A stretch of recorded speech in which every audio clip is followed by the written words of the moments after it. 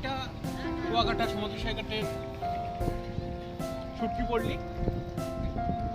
সমুদ্র থেকে জেলেরা জাল নৌকার মাধ্যমে শুটকি আহরণ করে, সেই শুটকিগুলো আবার এখানে শুকায়।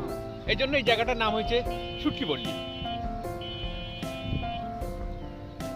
মাছগুলো কীভাবে শুকাচ্ছে, ড্রাই ফিশে রূপান্তরিত করছে, সেটা দেখলে খুবই সুন্দর লাগছে।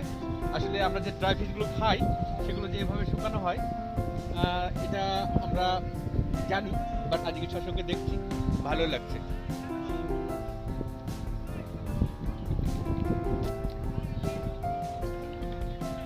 আর যে এই যে আড়াগুলো দেখা যাচ্ছে এখন, এগুলো যেগুলো বড় বড় মাছ সেগুলো এখানে এই আড়ায় বেঁধে রাখে।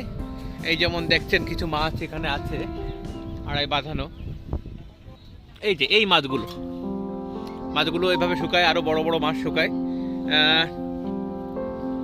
ওই যে আরেকটা বড় মাছ আছে, এই যে বড় মাছ, এটা অনেক বড় মাছ দেখতে পাচ্ছেন ক্যামেরায়।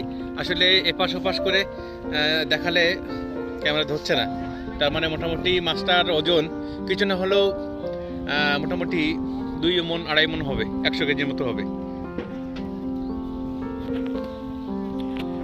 মাছগুলো শুকানোর পরে এভাবে রেখে দিচ্ছে।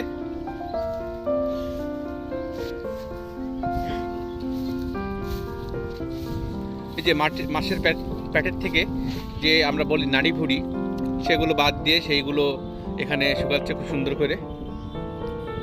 এই মাছগুলোই আমরা বাজারে ড্রাই ফিশ হিসেবে চিনি।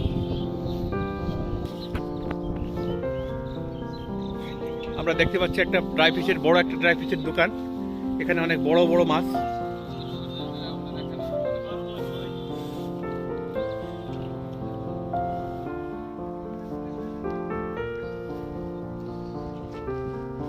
এই মাছটার কেমন দাম হতে পারে?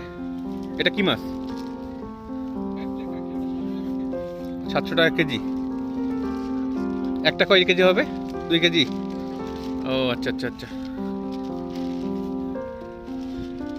তো আমরা অনেক বড় মাছ দেখলাম, শুটকি পল্লীর ভিতরে শুটকি মাছের দোকান দেখলাম। তারপরে যে মাছগুলো এখনো এভাবে আছে, এগুলো হয়তো কিছুক্ষণ বাদেই এগুলো কি কিছুক্ষণের পরে ঢেকে দিবে?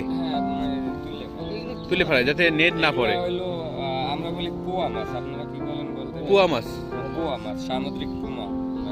পুমা মাছ, দেশি পুমা আর কি। আচ্ছা আচ্ছা আচ্ছা আচ্ছা। হ্যাঁ কি কর। তো যাই হোক, অনেক দেরি হয়ে যাচ্ছে, এখন আমরা যাব লেবুর চরে। তো এই জন্য শুটকি পল্লী থেকে বিদায় নিচ্ছি, শুটকি দেখতে দেখতে।